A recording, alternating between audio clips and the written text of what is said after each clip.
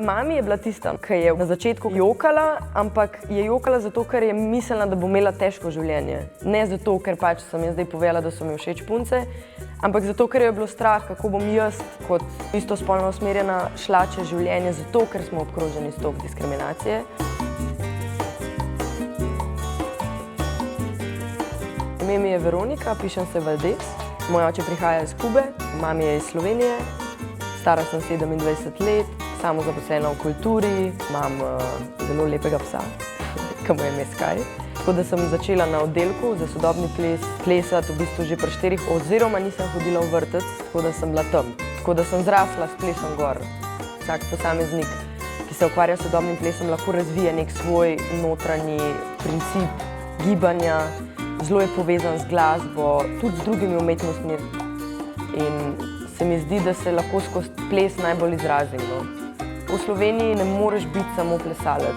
Moraš se učiti zraven, ker če ne ti ne znese, ker je to, kar smo majhni, na nek način ni toliko možnosti za, ne vem, kompanije. To se pravi, moramo biti ful ažurni, da smo vpeti v projekte, da imaš toliko samodiscipline, toliko, da delaš konstantno neke stvari, 3 stvari hkrati, več stvari hkrati in potem zraven še učiš. Jaz, hvala Bogu, ful rada učim, tako da mi to ni problem. Svojo prvo lastno predstavo sem imela možnost delati v Plesnem teatru Ljubljana pri 19, tako je bil to nek tak prvenec začetni. Učim v plesnem studiu Intakt zdaj 6. leto, tako da me zanima, kam me bo odneslo naprej. Jaz nisem nikoli bila tarča neke diskriminacije. Poznam ljudi, ki so bili, ampak imam srečo to, da imam pač prekrasno družino, ki je sprejela normalno pač pri mojih 14 letih to, da so mi pač všeč punce. Pa pozna se to, da sem v umetniškem svetu. V umetniškem svetu v bistvu je zelo malo diskriminacije. V srednji šoli recimo tudi sem imela super razred, nisem bila edina v razredu.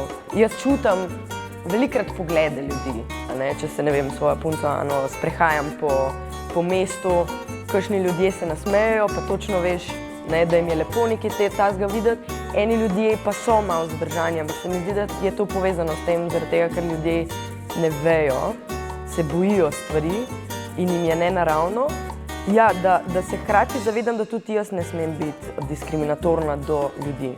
Da probam razumeti, zakaj ne razumejo, pa jim mogoče probam razložiti kaj. Veliko ljudi me pa vpraša, ja pa kako to zdaj gre, kako zdaj to 2 punci skupaj, v mojem primeru 2 punci. Recimo, ena stvar, ki sem jo opazila, je ta, da grejo stvari na boljše.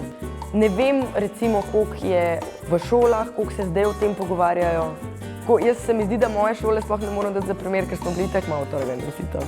Je bilo tako okolje, super smo bili, ni bilo se problem pogovarjati o stvarih, reševati stvari, delati v bistvu predstave na te teme.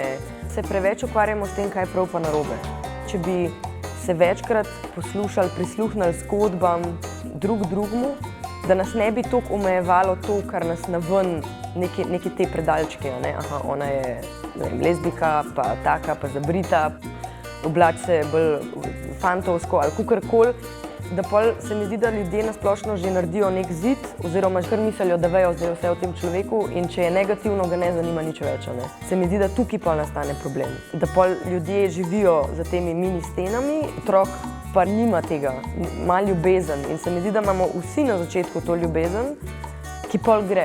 Zaradi tega, ker ali smo bili vzgojeni tako, ali smo bili v neki družbi tako, ali dejansko mi sami mislimo, da je tako. Ne vem točno kako, ampak mislim, da je ta vcepitev tega, kaj je prav, pa kaj je narobe.